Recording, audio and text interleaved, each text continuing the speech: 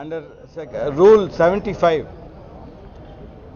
ప్రభుత్వం మీద ముఖ్యంగా కౌన్సిల్ ఆఫ్ మినిస్టర్స్ మీద no confidence motion notice secretary గారికి వైఎస్ఆర్ కాంగ్రెస్ పార్టీ తరఫున ఇవ్వటం జరిగింది. ప్రధానంగా 2014 సాధారణ ఎన్నికల్లోని ఏదైతే తెలుగుదేశం పార్టీ అధ్యక్షుడిగా చంద్రబాబు నాయుడు గారు హామీలు ఇచ్చారో ఆ హామీలు ఏవి కూడా మరి సుమారు 20 నెలల కాలం అవస్తున్నా సరే ఏ ఒక్క హామీని కూడా సంపూర్ణంగా అమలు చేయని పరిస్థితి. మరి ముఖ్యంగా ప్రతిపక్ష పార్టీగా ప్రజల అభిప్రాయాన్ని అద్దం పట్టే విధంగా నడుచుకునే బాధ్యత వైఎస్ఆర్ కాంగ్రెస్ పార్టీ మీద ఉంది. మరి ఈరోజు ప్రజలు ముఖ్యమంత్రి గారు చంద్రబాబు నాయుడు గారి మీద, అధికారంలో ఉన్న తెలుగుదేశం పార్టీ మీద పూర్తిగా విశ్వాసం కోల్పోయిన పరిస్థితి ఉంది. కాబట్టి మరి వాళ్ళ అభిప్రాయాన్ని శాసనసభలో తెలిపించే విధంగా ఈరోజు ఈ నోటీసు ఇవ్వటం జరిగింది. ఎన్నికల హామీలు ఏదైతే సాధ్యపడవని తెలిసి కూడా మరి కేవలం అధికారాలకి రావటానికి, ప్రజల్ని మోసం చేయటానికి సిద్ధపడిన చంద్రబాబు నాయుడు గారు మరి 20 నెలల కాలంలోని ఏ విధంగా ప్రజల్ని మోసం చేశారో చాలా స్పష్టంగా ప్రజలకి బోధపడింది. ముఖ్యంగా రైతులకు సంబంధించి ఏదైతే రుణమాఫీ ప్రకటించారో మరి ఆ సంపూర్ణమైన రుణమాఫీ ఏ మేరకు చేశారో మనం అందరం కూడా చూశాం.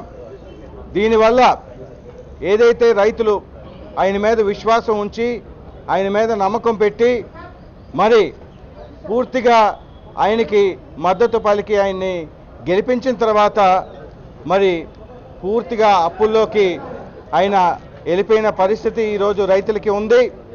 మరి దాని ద్వారా వందల మంది రైతులు ఈరోజు ఆత్మహత్య కూడా చేసుకునే పరిస్థితి కూడా మనం చూస్తున్నాము. అదేవిధంగా మరి ఏదైతే మహిళలు ఉన్నారో మహిళలకు సంబంధించి డ్వాక్రా మహిళలందరికీ కూడా రుణమాఫీ, సంపూర్ణమైన రుణమాఫీ చేస్తామని చెప్పి మరి వాళ్ళందరికీ కూడా రుణమాఫీ చేయకుండా కనీసం ఈరోజు వాళ్ళు ఇంట్రెస్ట్ కూడా ప్రభుత్వం ఇవ్వని పరిస్థితి మనం చూస్తున్నాం. అదేవిధంగా నిరుద్యోగ యువతకి మరొక ఇంటికొక ఉద్యోగం ఇస్తానని, మరి నిరుద్యోగ భృతి ఇస్తానని మరి అనేక ఆశలు యువతలో పెట్టడం జరిగింది తెలుగుదేశం పార్టీ. మరి ఈరోజు చూస్తే ఇంటికొక ఉద్యోగం లేదు, అనేక పరిశ్రమలు ఈరోజు మూతపడిన పరిస్థితి.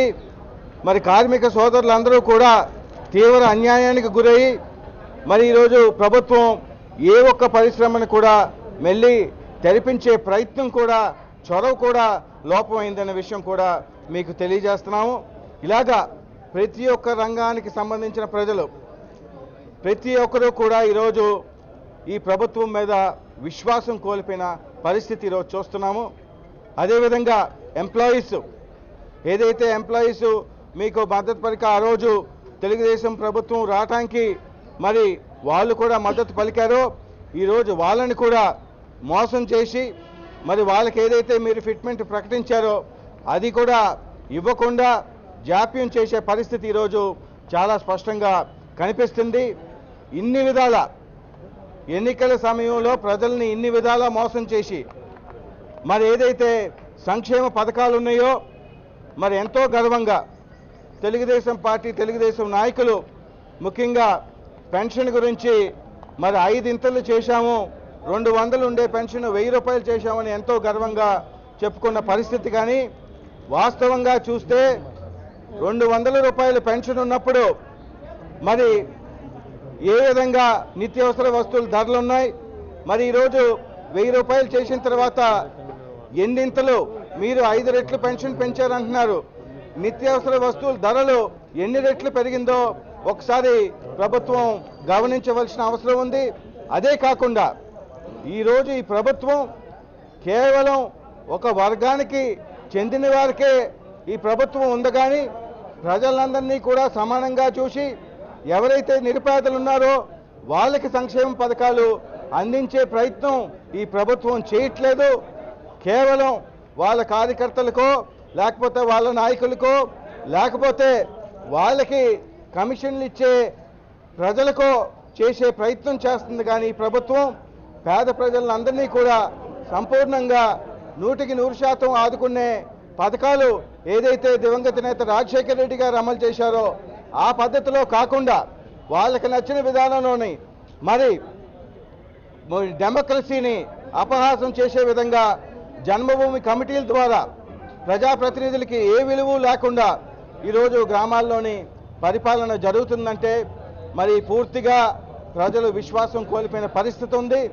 అదే కాకుండా మరి అవినీతి ఈరోజు తారాస్థాయికి చేరుకుంది.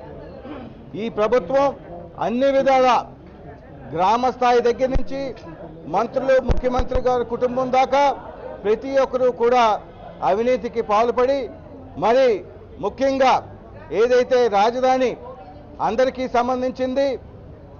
సంబంధించిన అంశం మీద మరి ఎంతో ప్రతిష్టాత్మకంగా తీసుకున్నాం కొత్త రాష్ట్రం అని ఒక పక్క చెప్తూ కేవలం వాళ్ళ నిర్ణయం ఏకపక్షంగా తీసుకొని ఇన్ని రాజకీయ పక్షాలుంటే ఏ ఒక్కరిని కూడా సంప్రదించకుండా ప్రజల్ని సంప్రదించకుండా నిర్ణయం తీసుకొని రాజధాని నిర్ణయించడం జరిగింది.